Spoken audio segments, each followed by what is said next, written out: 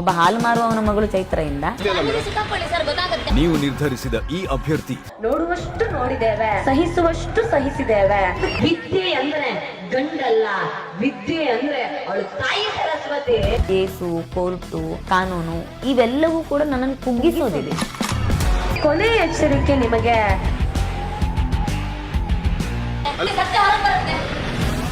ಚೈತ್ರ ಕುಂದಾಪುರ ತನಕದ ಹಾದಿ ಇದೆಯಲ್ಲ, ಇನ್ನಷ್ಟು ಮೇಲಕ್ಕೂ ಹೋಗಿದ್ದೀನಿ, ಕೆಳಕ್ ಬಿದ್ದಿದ್ದೀನಿ. ನಾನೇ ಅಂದಂತ ಪುಡಾರಿಗಳಾಗಿರ್ಬೋದು, ದಾನುಗಳಾಗಿರ್ಬೋದು, ಅವರನ್ನ ಅವರ ಯೋಗ್ಯತೆಯನ್ನ ತೋರಿಸ್ಕೊಟ್ಟಿದ್ದೀನಿ.